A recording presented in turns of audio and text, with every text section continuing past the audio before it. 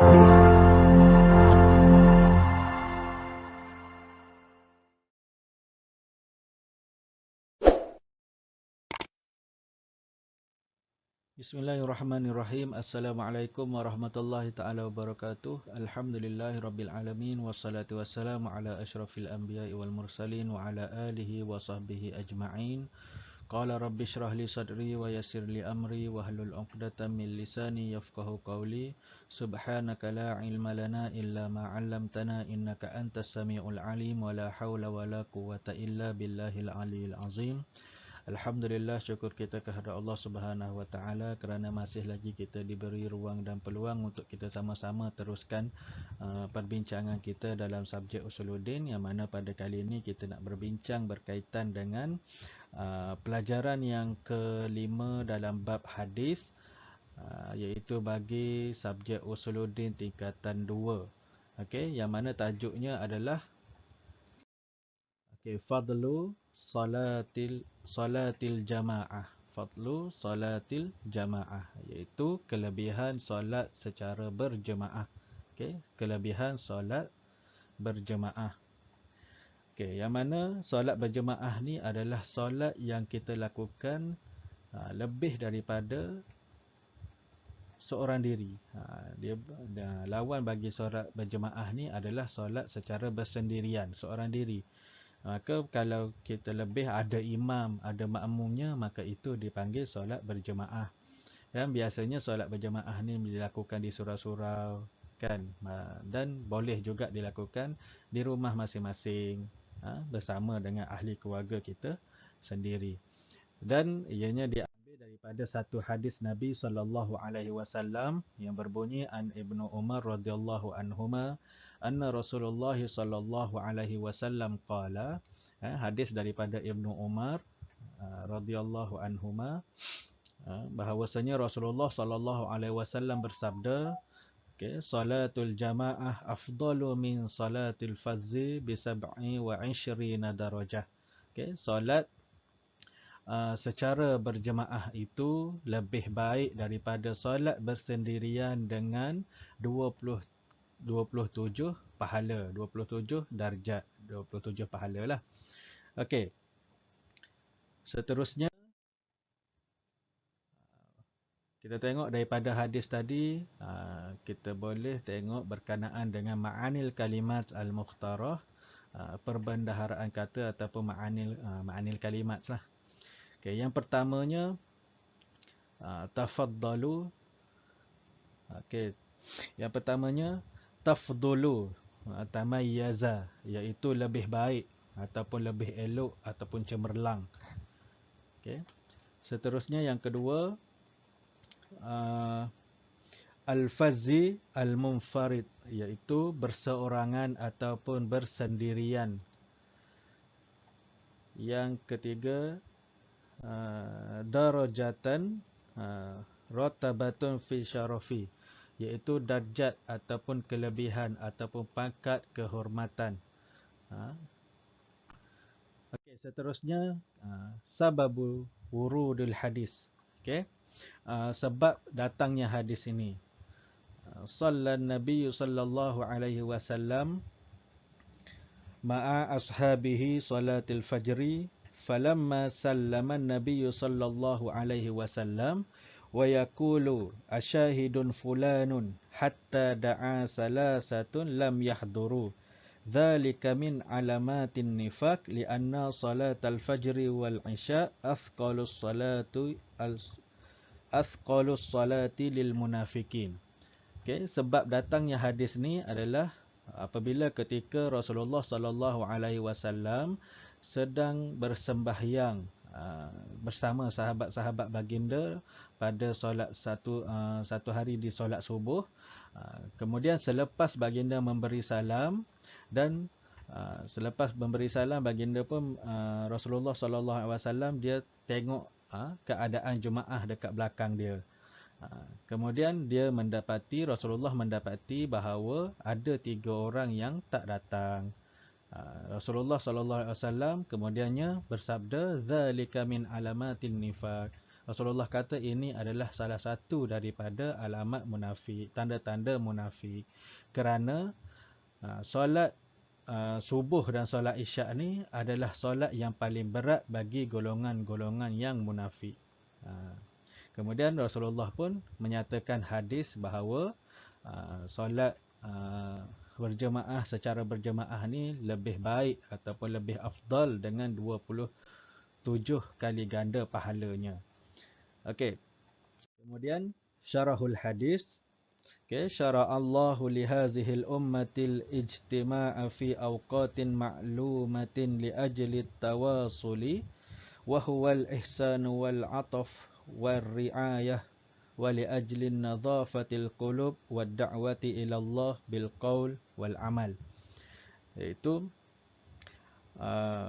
huraian daripada hadis ni secara ringkasnya adalah Allah Subhanahu wa taala telah menganjurkan agar umatnya berkumpul pada waktu-waktu yang sesuai untuk berkomunikasi ataupun untuk bermuamalah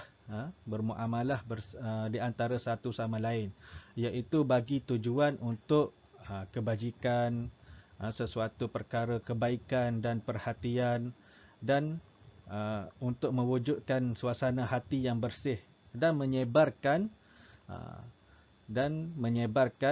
dakwah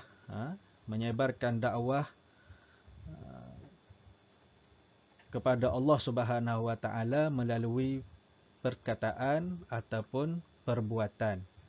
Okey, melalui hadis ni huraian dia adalah seperti berikutlah. Allah telah menyarankan kepada kita untuk berkumpul kerana dengan di masa-masa yang tertentu. Antara masa yang elok untuk kita berkumpul ni semasa kita melakukan solat berjemaah.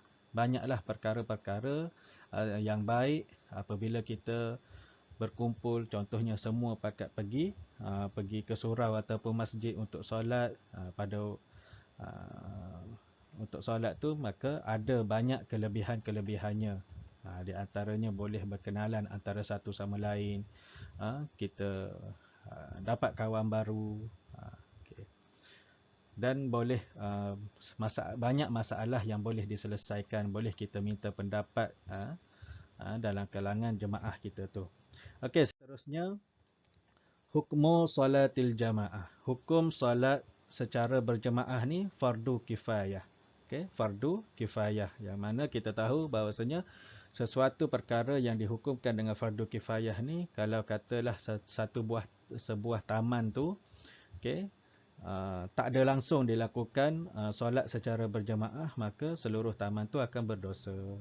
Maka kalau ada orang yang menghidupkan surau ataupun masjid di tempat itu, maka ianya akan meluputkan dosa kepada seluruh orang di taman tersebut, di seluruh masyarakat di sesuatu kawasan tersebut. Okey. Hukumnya, hukum solat secara berjemaah ni adalah fardu kifayah. Okey, seterusnya fadlu salatil jamaah ala salatil munfarid, iaitu kelebihan ataupun apa yang lebihnya solat berjemaah berbanding dengan solat secara bersendirian. Okey, yang pertama, yusalli fi ahsanil biqa'i ila Allah, iaitu orang yang melakukan solat secara berjemaah ni, dia telah bersolat di kawasan ataupun di tempat yang terbaik dan dekat dengan Allah Subhanahu wa taala. Yang kedua, yusalli shalah fi awwali waqtiha. Mereka itu bersembahyang ataupun solat di awal waktunya. Jarang kita tengok tempat-tempat yang dilakukan solat berjemaah ni tunggu hujung-hujung waktu baru nak solat. Biasanya kalau kita tengok contohnya surau ke apa ke, masuk waktu je terus azan, kemudian ada solat qabliyah sekejap, lepas tu iqamah dan terus mengerjakan solat fardu tersebut. Maka ianya itu disebut dengan solat di awal waktu. Orang yang solat berjemaah ni mereka solat di awal waktu. Kemudian yang ketiga, Allah wa malaikatuhu yusalluna alaihi. Okey, Allah dan malaikat-malaikatnya berdoa ke atas orang yang melakukan solat secara berjemaah. Dan yang keempat, tad'u lahul malaikah wa la yazalu fi salati ma intazara as-salah. Okey, para malaikat mendoakan ataupun para malaikat-malaikat ni dia masih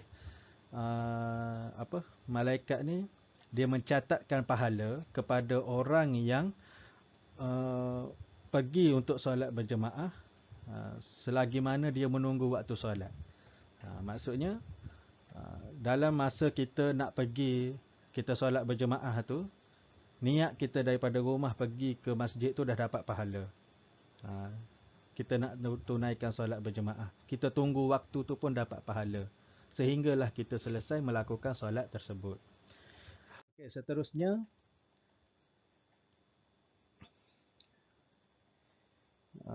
seterusnya kita tengok. Okey, daura salatil jamaah fi bina'il mujtami', iaitu peranan solat secara berjemaah dalam pembangunan masyarakat. Okey, yang pertama, at-ta'aruf ba'duhum ba'da, boleh berkenalan di antara satu sama lain. Okey, setiap ahli jemaah tu boleh saling kenal mengenali, ta'aruf, berkenalan dengan ahli-ahli jemaah yang lain, dapat ramai kawan lah. Kemudian yang kedua, at-tawaddud, at-tawaddud, boleh beramah mesra, dalam kalangan ahli jemaah ketika melakukan solat berjemaah. Okey, yang ketiga, asy-syu'ur. Yang ketiga, asy-syu'ur bil musawat, iaitu mewujudkan rasa kebersamaan, mewujudkan rasa toleransi. Okey. Dan yang keempat, tasji'ul mutakhallifi 'anil jamaah, menggalakkan pertukaran pendapat di antara para jemaah. Okey, itu peranan solat secara berjemaah dalam membina pembangunan masyarakat. Okey, seterusnya, ma yurshidu ilaihil hadis, pengajaran daripada hadis ni. Hadis ni berkaitan dengan solat secara berjemaah. Yang pertamanya, tada'uful hasanat. Okey, kelebihannya yang berlipat kali ganda. Kelebihan solat secara berjemaah ni nak dibandingkan dengan solat secara berseorangan itu berlipat kali ganda. Yang kedua, tarbiyatul muslimin alal muhafazatu alal awqat, mengajar umat Islam supaya menjaga masa, menghargai masa. Okey, dan yang ketiga, pengajaran yang kita boleh ambil daripada hadis ni adalah izharus sya'irah min a'zamu sya'airil Islam, melambangkan syiar Islam ataupun ajaran Islam yang hebat. Itu antara pengajaran yang kita boleh ambil daripada hadis yang kita pelajari ini. Okey, dan saya rasa sekadar itu sahaja perbincangan kita ataupun sedikit perkongsian daripada saya berkenaan dengan hadis ni bagi pelajaran yang kelima dalam bab hadis bagi Usuluddin tingkatan 2, dan saya mohon maaf sekiranya ada kesalahan. Kalau ianya bermanfaat, sebar-sebarkan. Kalau ada kesalahan, bagi tahu saya dengan menulis sesuatu teguran di ruangan komen, insya-Allah. Okey, wallahu a'lam bissawab. Assalamualaikum warahmatullahi taala wabarakatuh.